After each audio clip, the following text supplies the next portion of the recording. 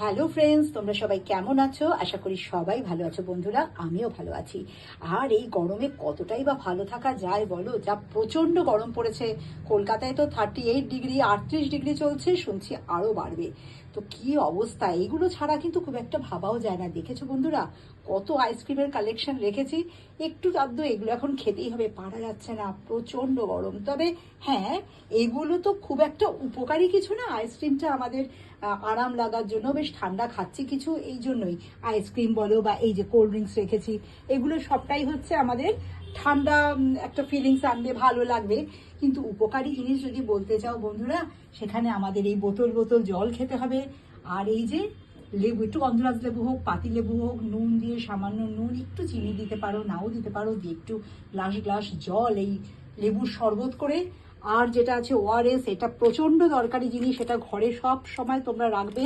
শুধু ঘরে বলে না বন্ধুরা, এটা তোমরা ব্যাগেও ক্যারি করবে। এই সময়টায় ব্যাগে ক্যারি করাটাও ভীষণ দরকার। এটা আলাদাভাবে ইলেকট্রলের প্যাকেটও নিতে পারো। আর এই দেখো, টক দই, আম দই, এইগুলো তো অবশ্যই রাখতে হয়। তাছাড়া গ্লুকোজের জল, এই জিনিসগুলো আমাদের শরীরের পক্ষে ভীষণ উপকারী। রসনা তৃপ্তির জন্য আমাদের আইসক্রিম কোল্ড ড্রিঙ্কস অব্দি ঠিক আছে, কিন্তু উপকারী জিনিস বলতে আমাদের এই বোতল বোতল জল, লেবুর শরবত, আমাদের ওআরএস, টক দই, আম দইও ভালো বন্ধুরা। আর তাছাড়া গ্লুকোজের জল, এগুলো কিন্তু তোমরা ভীষণ অনেকটা পরিমাণে সারাদিনে খাবে। এগুলো ডাক্তাররাও আমাদের বলছে, শরীর থেকে যে পরিমাণ জল আমাদের বেরিয়ে যাচ্ছে এই গরমে ঘেমে নেই, সেটা তো আমাদের আবার সেটাকে পূরণ করতে হবে, তাই না? আর ব্যাগে তোমরা এই ধরনের জিনিস কিন্তু অবশ্যই ক্যারি করো। ওআরএস বলো, গ্লুকোজ বলো, একটা ইলেকট্রলের প্যাকেট, একটা ছোট্ট প্লাস্টিকের গ্লাস এখন অনেক বিক্রি হয় বিভিন্ন মলে, দোকানে, রেখে দেবে। কাভার গ্লাস, সঙ্গে চামচ দেওয়াও থাকে কাভারের সাথে, ছোট্ট তাছাড়া চামচও ক্যারি করতে পারো। জলের সাথে গুলে শরীর খারাপ লাগলে সঙ্গে সঙ্গে তোমরা এটা কিন্তু একটা ছায়াতে সঙ্গে সঙ্গে দাঁড়িয়ে যাবে, ছায়ার তলায়। খুব খারাপ লাগলে কখনোই চলাফেরা করার চেষ্টা করবে না, যে কোনো একটু ছায়া জায়গা দেখে সঙ্গে সঙ্গে সেখানে বসে পড়বে। কোনো চেয়ার খোঁজারও দরকার নেই, ছায়ার তলায় মেঝেতেই বসে পড়বে। আর ঘাড়ে চোখে মুখে ঠান্ডা জলের ঝাপটা দেবে।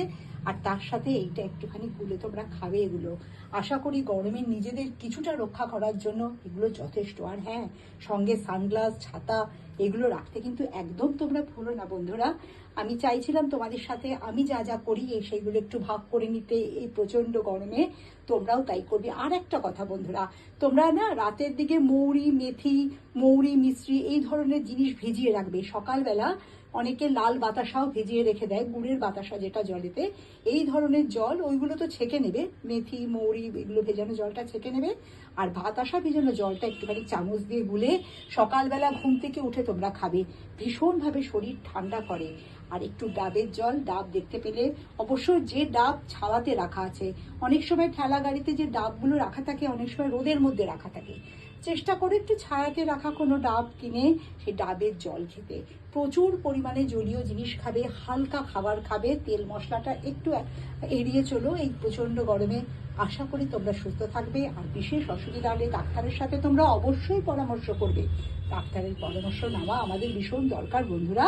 তোমরা সবাই ভালো থাকো, সুস্থ থাকো।